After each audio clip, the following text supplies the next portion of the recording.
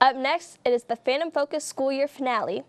On today's show, Victoria Wright meets with Dr. Fegley to discuss the Citadel Heart of Learning Award, district success at the Chester County Math 24 event, and more. It all starts right now. Hello, Dr. Fegley. Welcome to the Phantom TV studio. Thanks so much, Victoria. Great to be here. We had a Phoenixville teacher receive the Citadel Heart of Learning Award. Can you tell us about Mrs. Hausman? Sure. Mrs. Hausman has been a teacher at East Pikeland for the past 11 years. While there, she's been teaching second grade. She's been doing just an outstanding job at East Pikeland and is really a great representative of all of our teachers here in Phoenixville. We have so many high-quality teachers, and really proud that she represented and won the award for all of Chester County at the elementary level. But the reality is she's representing all the quality teachers here in Phoenixville. Also, we have a new assistant superintendent who was announced at the May board workshop. Can you talk about this individual and why he was selected for the position? Sure. Oh, as you know, we have been looking for a while for an assistant superintendent. Dr. Whitehead was one of 42 candidates who applied for the position. It was a very rigorous process that involved lots of folks that were interviewed with. And in the end, they felt that Dr. Whitehead possessed a lot of the qualities that we were looking for in an assistant superintendent. Somebody that has significant building experience, somebody who understood both the elementary and the secondary level, and someone who understood how to move curriculum forward and had made a difference in the schools they were at. Dr. Whitehead is coming to us from Westchester Area School District, where he's been a principal at the middle school level for the last 14 years.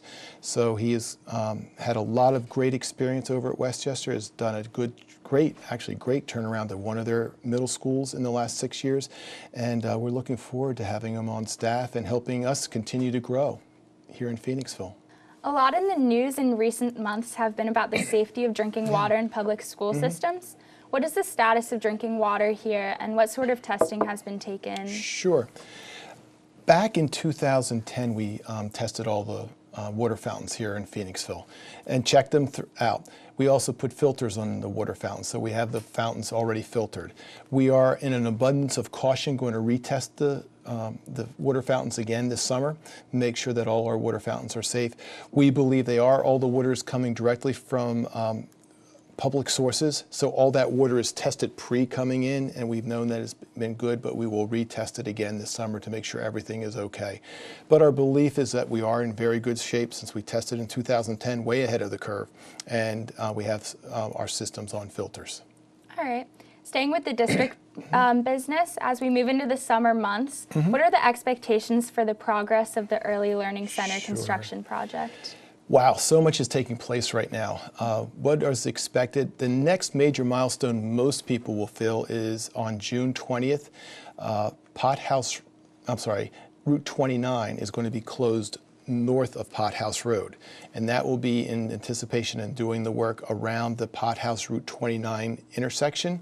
At that intersection, we're going to be widening it to 4 to 3 lanes each way, so we can have a left-hand turn lane each direction. Actually, if you go by that intersection right now, you can see where some of the cuts have already been made, but we haven't done the work of going out into the streets. So we'll be doing that starting June 20th. Will be the road closure, and then after that, I expect that road to be open around August the 13th. So that road will then reopen at that point, so we can start school up with everything in place and ready to go. Otherwise, hopefully when everybody comes back after the summer break, you will see a building that is fully enclosed or nearly fully enclosed over there. So all the steel will have been erected, and we'll almost have that building enclosed so we can start the inside work taking place.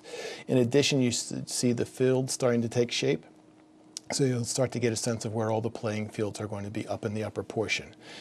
We are a little bit behind right now on our geothermal wells, so we're working on trying to catch that area up, and we'll be doing a lot of hard work on that over the summer, and hopefully in September I'll be able to report that that is all caught up and everything is fully on schedule. All right. There's a public redistricting meeting near the end of May. What was the focus there, and are there any additional public meetings being scheduled? Sure. Well, with the opening of the new Early Learning Center in elementary school, we're redesigning the school district. So all Schuylkill School, Barclay School, and the former East Pikeland, current East Pikeland, now soon to be former East Pikeland School, will all become 2 to 5 buildings. The new Early Learning Center will be K and 1. So with that, we are then also having some students move from Barclay and from Schuylkill School to relieve the pressure on those two buildings, and they're going to be going and are scheduled to be moved over to the new Early Learning Center, or to the new elementary school.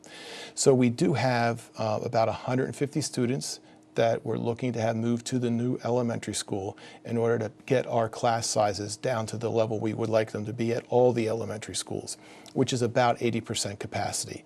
So that was the focus of the meeting that most recently took place. And there actually have been probably 2 meetings since the meeting you heard about. One was a very public meeting. The other one is also a public meeting, but that was at the Building and Grounds, and there was also redistricting talked about there. The next time we're going to be talking about redistricting will be at this coming Thursday's board workshop meeting, where the board will once again be considering the recommendations from the advisory panel and then the concerns and recommendations that have come in from all the public meetings. We'll rediscuss all those at that particular meeting. I expect that the board will probably make their final decision sometime in August or September, so everybody knows how that redistricting will take place. But there is some redistricting taking place.